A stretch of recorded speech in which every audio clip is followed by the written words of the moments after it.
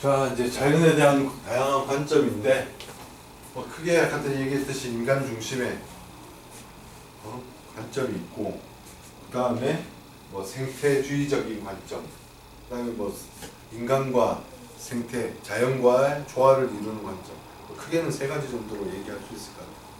그래서 자연에 대한 관점은 뭐가 중요해? 자연에 대한 관점이 왜 자연에 대한 관점을 우리가 굳이 찾아봐야 될까?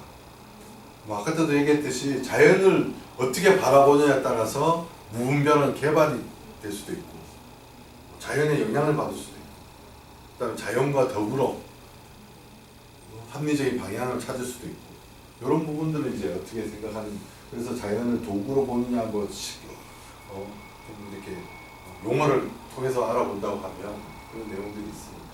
그러면 자연에 대한 다양한 관점은 인간은 이거는 말 두 번 할 필요가 없는 거지.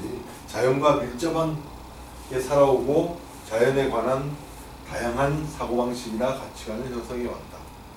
자연을 바라보는 시각은 우리가 인류가 살아오면서부터잖아. 그치? 살아오면서 자연을 극복하기 위한 노력을 했거나 자연에 순응하면서 살았거나, 특히 우리가 선사시대, 신석기, 구석기, 청동기, 철기를 거치면서 자연을 극복하는 좀 이런 이제 모습들을 보여왔겠지. 자, 첫 번째, 인간 중심이라고 하면은 어떻게 보면 좋은 의미일 수도 있고 나쁜 의미일 수도 있어. 근데 여기서는 인간 중심이라는 거는 뭐 개인의 가치관에 따라 달라. 근데 좋은 의미로 쓰일 수도 있고 나쁜 의미로 쓰일 수도 있어. 자, 인간 중심주의의 의미는 뭘까? 근데 제일 좀 부정적인 거는 뭐냐면 오직 인간만이야. 오직 인간만. 인간 중심적이라는 거는 뭐냐면 인간을 중심적으로 생각한다, 사람을 중심으로 생각한다라는 부분도 있지만, 인류를 중심으로 생각한다는 부분도 있지만, 여기서는 부정적인 의미가 좀 있어, 그지? 오직 인간만. 이러면은 그럼 자연은 우리가 인간 위해서만 하면 돼? 그러면 윤리적인 부분에서는 어떻게 해? 도롱뇽이 살고 있대, 그 지역에. 아니면 댐을 만들어야 되니까 인간을 위해서 댐을 만들어야 돼. 거기에 수몰되는 지역의 생태계가 다 파괴가 돼. 거기에 천연기념물이 살고 있는 지역이야. 그럼 어떻게 해야 돼? 인간만을 위해서 살려고 그러면 천연기념물이든 생태든 별로 중요하지 않지. 근데 궁극적으로는 인간이 살기 위해서는 생태계와 자연과 같이 더불어 살아야 된다는 부분들을 이 내용에서는 얘기하고 싶은 거야. 그지? 예를 들면 예시도 들어주고, 그다음에 철학자들의 얘기도 들어가면서. 그래서 선생님의 얘기는 인간만이 이성을 가지고, 이성을 가진 거는 인간이야. 동물들이 이성을 가진다는 건 아니란 말이야. 근데 오직 인간만이 이성을 가진 존재야. 이성을 가지지 않았다는 부분이 아니라 모든 것을 인간 중심으로 생각한다는 부분만이 부정적이라는 거지. 그래서 오직 인간만이 이성적인 지닌 존재이기 때문에 인간에게만 본래적인 가치를 인정하는 입장이다. 본래적인 가치라는 건 뭐냐면 다른 거는 수단이기 때문에가 아니라 그 자체가 목적이기 때문에 갖는 가치. 본래적인 가치, 본래적인 가치라고 본연적인 가치, 원래 궁극적인 가치. 다르게 얘기하든 간에 내용은 비슷하지. 그래서 여기서는 책에서는 특히나 그 수능이나 이런 데서는 그 교과서들의 공통되는 내용들이 나오기 때문에 의미적으로나 내용적으로만 맞으면 되는데, 특히나 내신 같은 데는 그 교과서에 나온 대로 선생님이 가르쳐 준 대로 써야 돼. 만약에 주관식 단답형이 나온다 하더라도. 그래서는 여기에서는 본래적 가치라고 썼으면 본래적인 가치로 써줘야 된다. 그래서 오직 인간만이 이성을 가지고 그 이성을 가졌기 때문에 본래적 가치를 인정하는 입장, 인간에게만 본래적인 가치를 인정하는 입장이 인간 중심적인 가치랍니다. 그래서 본래적인 가치의 정의는 뭐냐면 다른 어떤 것의 수단이기 때문이 아니라 그 자체가 목적이기 때문에 갖는 가치를 본래적인 가치라고 합니다. 그래서 인간 중심적인 의미를 이렇게 설명을 하고 있다. 그래서 인간 중심주의 사상은 두 사람을 외워야 돼. 그러니까 앞에 있는 뭐 프랜시스 알 필요 없어. 그냥 베이컨 우리가 알잖아, 그지? 베이컨. 아는 것이 힘이다. 이걸 이제 보통 얘기하는 거지. 중세. 자, 자연이 인간에게 이롭도록 지식을 활용해야 된다. 그러니까 여기서는 앞에서 얘기했지만 인간 중심적이다. 자연은 인간을 위해서 활용돼야 된다는 거야. 예를 들면 더 좀 설명을 더 한다면 방황하고 있는 자연을 사냥해서 노예로 만드는, 노예져 있는, 재밌는 표현이잖아. 방황하고 있는 자연을 인간의 노예로 만들어라는 거야. 인간을 위해서 모든 것을 수단 방법을 가리지 않고 활용하라는 거지. 이게 베이컨이야. 그래서 과학은 자연을 정복한다. 과학은 자연을 정복한다. 그래서 인간주의 중심적인 사상가 중에 하나인 베이컨은 자연을 인간을 위해서 이롭게 하기 위해서 노예로 만들어야 된다. 그러니까 이 중심주의적인 사상가를 중에 한 명이다.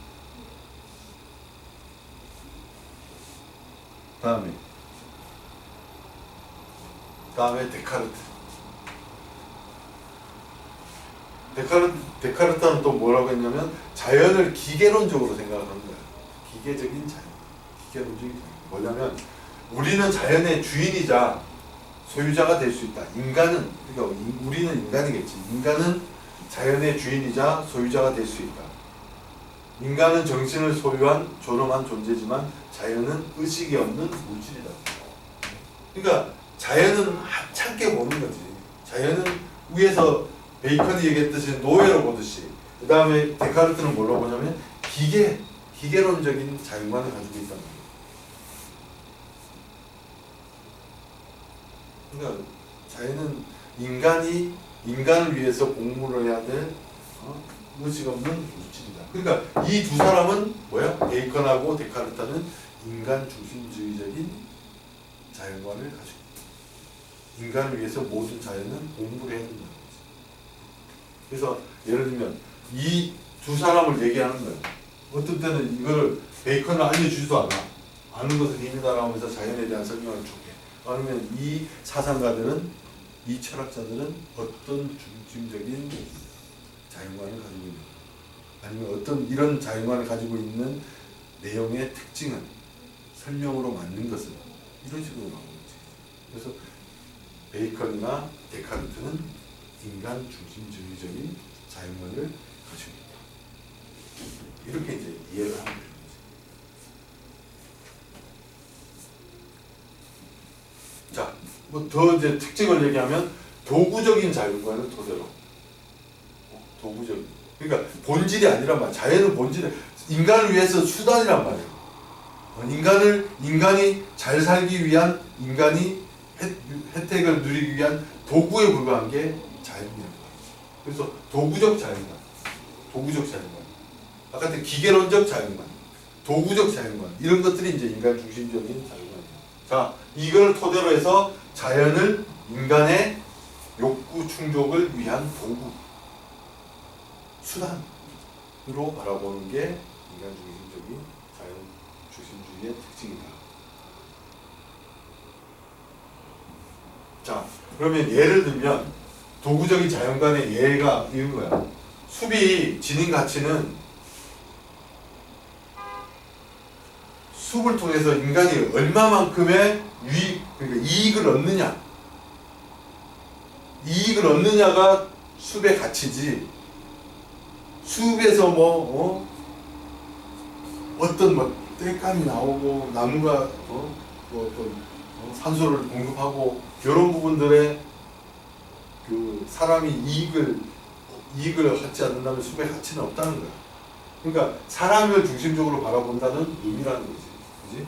그래서 숲 그 자체가 가치가 있는 것이 아니라는 거지. 숲은 그 자체로 의미가 없어. 사람의 가치를 평가해 주는 거야. 인간이 숲에 대한 가치를 평가해 주는 거야. 그러니까 생각이 자체가 다른 거지. 그다음에 이제 이거는 뭐냐면 우리가 도구적 자연관이라고도 하고 또는 뭐 기계론적 자연관이라고도 하고. 그러니까 유사한 얘기야. 유사한 얘기. 그래서 인간의 욕구를 충족을 위한 도구로서 자연이 지니는 유용성을 중시하는 것. 그러니까 인간을 중심으로 생각합니다. 자연은 인간에 공모했을 때 인간이 유용할 때만 가치가 있는 것이지 인간에 유용하지 않으면 가치가 없는 것이다. 이렇게. 그러니까 인간 중심주의적인 가치관이다. 그다음에 이제 의의와 한계가 있겠지. 인간 중심적인 사상을 가졌는 가치관을 가졌던 거에 대한 그런 장점이 뭐고 그리고 뭐에 대한 한계는 뭐냐. 요 내용을 인간 중심적인 생태주의적인 이런 부분에 대한 그 설명으로 만든 것은 이런 게 나오고 있지. 자, 의의는 뭐냐면 자연 현상을 탐구하고 개발하여 과학 기술을 발전시키고 경제 성장을 이룬다. 그러니까 궁극적인 게 뭐냐? 인간의 삶을 풍요롭게 하는데 기여한다. 자연이.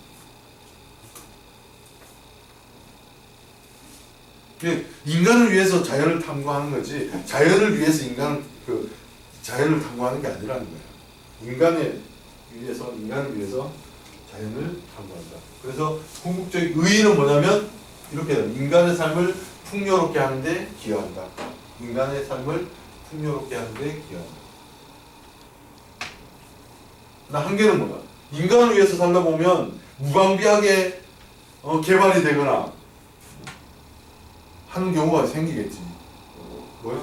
인간의 필요를 충족하기 위해 자연을 남용하고 훼손하여 생태계 위기와 환경 문제를 초래한다. 무분별하게 인간만을 위해서. 예를 들면 머리를 위해서 샴푸를 사용하고 그 다음에 더우니까 올해 얼마나 더웠어. 더우니까 매일 에어컨 트는 거야. 불연가스를 대기권에 내보내는 거지. 그럼 다 온난화의 원인이지 뭐. 차량 배기가스. 뭐 차가 뭐 트럭이 가면 뒤에 막 매연이 막 이런 것들이 쌓이고 하면은 대기권이 뚫리는 거지. 그다음에 관광지 개발로 아까 얘기했듯이 생태계가 파괴. 사람이 낫게 되면 생태계가 파괴될 수밖에 없어. 먹고 즐기고 하다 보면 다 쓰레기고 고기 구워 먹고 뭐 이러다 보면 그래서 이런 걸로 인해서 인간을 중심으로 생각하다 보니까 인간 때문에 생태계가 파괴가 된다. 자연이 파괴가 된다는 거죠. 그러니까 이런 게 이제 한계로 될 수가 있다는 거예요. 인간 중심주의적인 한계. 의의와 한계는 꼭 알아놔야 돼요. 의의와 한계. 왜냐하면 헷갈릴 수가 있어. 생태계의 의의와 생태주의적 관점의 의의와 한계. 인간주의적인 관점의 의의와 한계. 이 부분은 정확하게 구분해줘야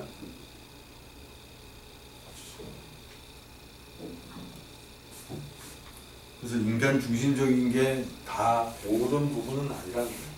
예를 이게 이제 동굴의 종류석이야. 수만 년, 수십만 년 동안 동굴에서 종류석이 물방울 땅 떨어뜨려가면서 종류석이 만들어졌어. 근데 사람들이 가다 보면 한 번씩 만들고 자연 훼손이지. 혼자 만지는 거 한 사람이 만졌겠어. 지나가면서 다 만졌어.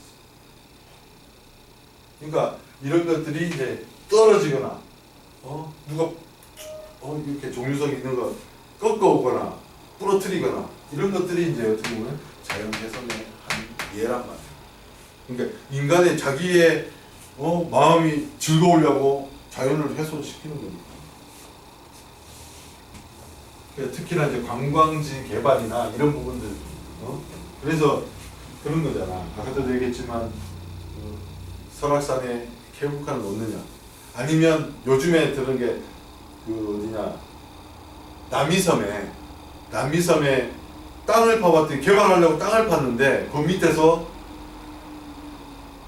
무덤이 나오고 청동기 시대에 철기 시대에 막 유물 유적들이 나와. 그럼 어떻게 해야 돼? 도민이는 어떻게 해야 돼?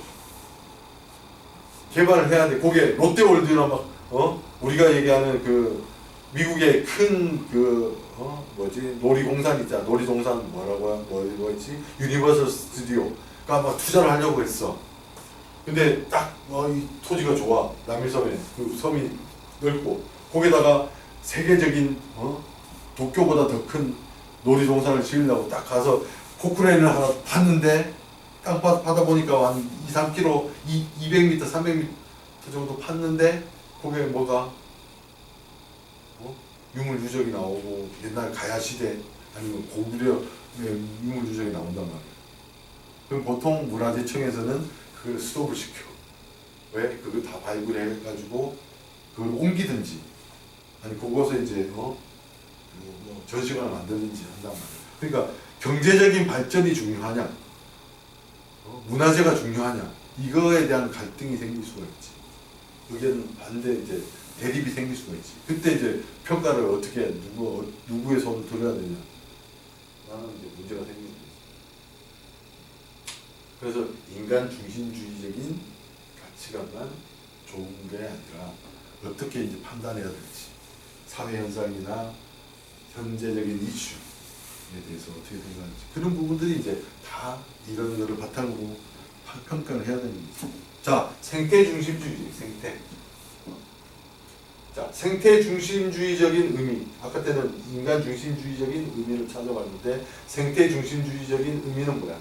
자연은 인간에게 주는 유용성과 관계없이, 자연이 우리에게 이익을 주느냐 안 주느냐에 관계없이 그 자체로서, 자연이라는 자체로서 존중받을 가치가 있다는 입장이 생태 중심주의적인 입장. 그 자체는 자연 자체만으로. 근데 해를 끼칠 수 있잖아. 자연재해가 얘기했잖아. 자연이 있는 그대로 놔둬가지고는 해를 끼치거나 만약에 산사태가 주로 막 나고 폭우가 쏟아지고 아니면 화산이 폭발하고 이래가지고 이제 인류에 해를 끼친단 말이야. 그 자체만으로도 존중받을 가치가 있다고 해야 되나? 이런 건 또 논란의 여지가 있겠지. 그래서 이제 이런 관점을 지지하는 학자들이나 사상가가 있는 거지. 인간 중심주의 사상가 누구야? 베이컨하고 데카르트. 그 다음에 생태 중심주의적인 또 학자가 뒤에 나온단 말이야. 그러니까 인간 자연 그 자체로만 존중받을 수 있는 그 주의가 생태 중심주의죠. 그래서 여러분들이 나중에 논술을 쓰거나 자기소개서를 쓰거나 이랬을 때 이런 용어들이 다 페이퍼를 쓰거나 할 때 생태 중심주의적인 이거는 다 통합사회에서 배우는 내용인데 그거를 다 자기가 페이퍼에 쓰는 거야. 만약 이런 내용으로 써야 된다면 수행평가나 이런 거 써야 된다. 자, 생태 중심주의적인 특징은 뭐야? 인간은 자연으로부터 독립된 존재가 아니라 자연의 일부다. 자연의 일부다. 자연 중심주의적인, 생태 중심주의적이니까 자연의 일부라는 거야. 아까 인간 중심적인 거는 인간의 중심이었고, 이건 생태는 생태 중심, 자연 중심이었다. 자연의 일부다.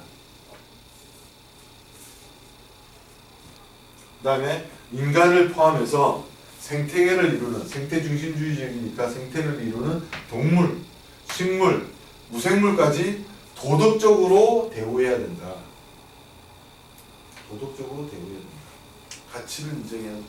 도덕적으로 대우해야 된다. 이게 생태주의적인 가치입니다.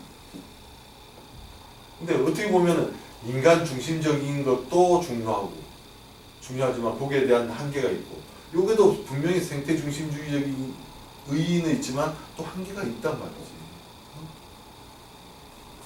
자, 한계를 한번 찾아보자. 의의 한계. 사상부터 하면. 사상가는 뭐냐면 플레임은 알도 레오폴드야. 근데 우리는 보통 레오폴드라고 불러. 생태 중심주의적인 학자. 자, 이 사람은 대지의 윤리라는 책을 썼어. 대지라는 건 땅이야. 랜드. 땅. 이거 더 폭넓게 얘기하면 자연. 땅, 국토. 땅의 윤리, 국토의 윤리, 토지의 윤리 뭐 이렇게 표현할 수 있겠지. 근데 이제 번역을 대지라고 했어. 대지는 대지는 무생물과 땅에는 무생물과 식물이 있고 곤충이 있고 뭐 각종 동물들이 유기적으로 연결되어 있어 균형을 이루고 살아가는 생명 공동체이다. 그러니까 생태 중심을 이제 이 레오폴드는 얘기를 하고 있는 거죠. 그러니까 자연 중심적인 생태 중심적인 부분을 강조하고 있다는 거죠. 그래서 레오폴드가 얘기했던 랜드, 뭐 우리가 영어로 하면 에스, 에스 오브 랜드 뭐 이렇게 영어로 쓰겠지.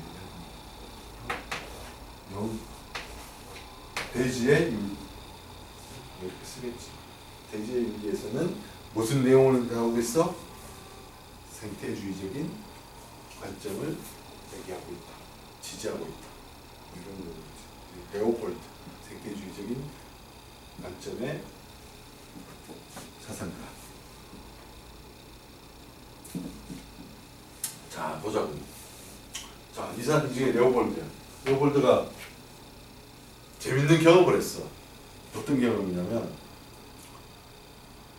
사슴이 어떤 공원에서 사슴이 이 사람이 탐험을 하다 보니까 사슴이 막 늑대 잡아먹혀. 근데 사슴을 이제 안타깝게 느낀 거야. 그래서 늑대를 다 잡으러 다녀. 그래서 늑대를 거의 다 잡았더니 이제 사슴이 막 늘어날 거 아니야. 개체수가 잡아먹히진 않으니까 늘어날 거 아니야. 그랬더니 이제 사슴이 먹는 주식이 뭐야? 주로 식량이 뭐야? 나뭇잎이나 풀이나 이런 것들이란 말이야. 그러다 보니까 사슴이 개체수가 늘 많아지니까 그 주변에 있는 초원이 완전히 나무가 다 작살나는 거야. 그러니까 이게 균형이 이루어지잖아. 생태계의 균형이 파괴된 거지. 개체수가 사슴이 엄청나게 많아지니까. 그러니까 뭐야? 토양이 유실되고 동물들의 먹이가 부족하여 죽어갑니다. 그래서 모든 생태계는 서로 연관되어 있다는 거야. 한쪽만 뺀다든지 한쪽만 더 넣는다든지. 예를 들면 쉽게 얘기하자. 아시아나 항공사의 트레이드 마크가 뭔지 알아? 새가 뭔지 알아? 대표새가 비둘기라고. 그래서 재밌는 거는 아시아나가 취한 10주년인가 그때 몇 10주년 됐을까? 10주년인가 20주년인가? 그래가지고 기념으로 해서 제주도에서 행사를 하면서 비둘기를 날려보냈다. 행사 때 비둘기 막 행사 하잖아. 평화의 상징이고 하니까. 근데 제주도에는 비둘기가 없어. 육지에 있는 비둘기를 가져다가 날린 거야. 생태계가 완전히 난리가 난 거야. 새로운 개체가 들어오니까. 그 생태계가 유기적으로 누구의 먹이는 뭐고, 까마귀의 먹이는 뭐고 이런 생태계가 파괴가 돼버린 거야. 새로운 개체가 들어오니까. 그래서 난리가 나가지고. 그러니까 이런 일이 벌어지는 거지. 그러니까 생태계가 불안전하게 된다는 얘기지. 안정되지 않고. 그래서 생태계는 서로 간에 1차 먹이사슬, 2차 먹이사슬, 3차 먹이사슬 이런 것들이 유기적으로 됐을 때 유기적으로 연결되어 있다는 거예요. 의미야. 그래서 이 레오폴드 같은 경우는 생태계는 유기적으로 연결되어 있기 때문에 가치를 인정을 해야 된다. 생명의 공동체가 있다는 거지. 그런 의미를 얘기하는 거예요. 그래서 레오폴드는 생태주의의 사상가다. 그 다음에 앞에는 인간주의는 누구? 데카르트와 베이컨. 인간주의. 그렇게 이제 이해를 하면은 쉽게 레오폴드가 나오면 이거 생태를 얘기하는 거.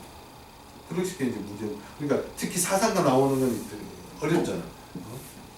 그렇게 이제 이해를 하면 될 것 같아요. 자, 그러면 이제 아까도 얘기했지만 생태 중심주의의 의의와 한계. 그러니까 생태 중심주의는 인간을 아까도 얘기했지만 자연의 일부로 봤잖아요. 인간도 자연의 일부에 인간이 포함되는 거예요. 생태계를 포괄적으로 바라보게 된다. 전체적으로 포괄적으로 바라보게 된다. 그래서 환경 문제를 우리가 인간과 환경 문제를 같이 자연과 결부를 시키기 때문에 환경 문제 해결에 특히나 이런 문제들은 어떻게 봐요? 그럼 생태주의적인 관점에 환경 문제를 연관시키기 때문에 해결하는 데는 이게 근거가 되겠지. 그래서 생태주의적인 관점. 이런 게 이제 학계에서도 되게 이슈가 많이 됐다는 거예요. 붐이 일어났어요. 생태주의적인 관점에 대한 연구들이. 왜냐면 환경 문제가 이슈가 되니까 요즘에. 근데 이제 그에 대한 비판이나 한계가 뭐냐면, 자, 인간의 개입이나 문화활동을 허용하지 않는 비현실적인 입장으로, 그러니까 인간이 개입한, 그냥 자연 그대로 공동체를 내버려 두는 거야. 자연 그대로. 근데 인간이 개입을 안 해. 그래서 만약에 이제 그 환경 자체가 불안정하게 됐을 때, 그러니까 인위적이지 않다 하더라도 불안정하게 됐을 때 비현실적인 입장으로 입장이 그러기 쉽다는 얘기는 뭐냐면, 자연 전체, 그러니까 자연 전체의 이익을 위하다 보니까 파시즘이 이제 우리가 보통 우리가 히틀러가 얘기하는 파시즘이라고 하잖아요. 강압적이거나 극우적인 자기 민족만을 생각하는 파시즘이야. 그런 파시즘의 용어에다가 앞에 뭘 붙이자면 환경 파시즘이라고. 환경만을 중요시하는 파시즘. 인간은 소외지 않게 환경만을 중심으로 하는 파시즘을 띌 수도 있다는 거지. 이게 한계라고 나타나는 거지. 그래서 전체적인 자연의 커뮤니티만을 중요시하다 보니까 개별적이거나, 개별적인 것도 인간도 들어가지. 개별적인 생명체나 종보다는 자연 전체의 이익을 생각하기 때문에 환경 파시즘으로 볼 가능성이 있다. 이게 이제 한계랍니다. 환경만을 자꾸 주다. 모든 걸 환경으로 생각해. 모든 걸 환경으로 생각해. 그래서 생태주의의 의와 한계는 아까도 인간 중심주의적인 의와 한계도 알듯이 이것도 같이 알아내요. 자, 이런 것들이 이제 생태, 공동마을 생태 중심주의 생활 방식인데 같이 해결하는 거야. 같이 자연 속에서 살면서.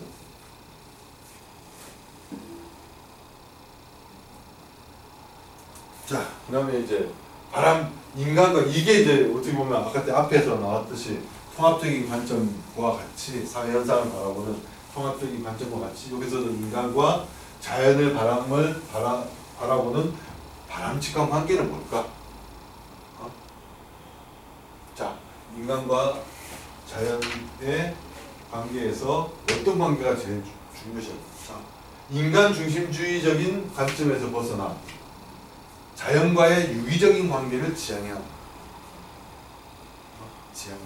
지향한다는 건 뭐냐? 그리고 바라본다는 거지. 그렇게 궁극적으로 가야 된다는 거지. 인간 중심주의. 인간만의 유용성을 위해서, 인간만의 이익을 위해서 자연을 개발하거나 업신여기는 거. 기계론적 자연관. 얘기했잖아. 그치? 도구적인 자연관이 아니라 이 관점에서 벗어나서 자연과의 유기적으로 지향하되, 또 인간은 생태계의 구성원으로서, 근데 이게 생태적인 관점이잖아. 이게 일부잖아. 자연적에 속해 있으며 다른 존재들과도 서로 의존하며 살아가고 있다. 인간과 자연과의 관계를. 자, 어떤 거야? 자, 옛날에는 고대 시대에는 자연을 숭배 대상으로 했단 말이야.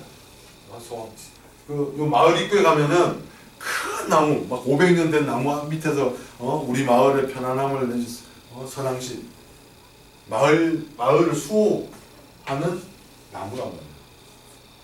거기서 자연 이제 어떻게 보면은 숭배하는 거지, 숭배. 자, 그다음에 이제는 자연을 개발하는 거지. 나무를 베고 나무로 베가지고 의자도 만들고 그다음에 나무로 베가지고 뭐 종이도 만들고 이게 무분별하게 이제 되는 거지. 이 시대 다음에 궁극적으로 뭐 나와야 될까? 자 이제 자연재해 환경의 문제. 나무를 무분별하게 베다 보니까 이제 환경에 자연재해가 뭐 예를 들면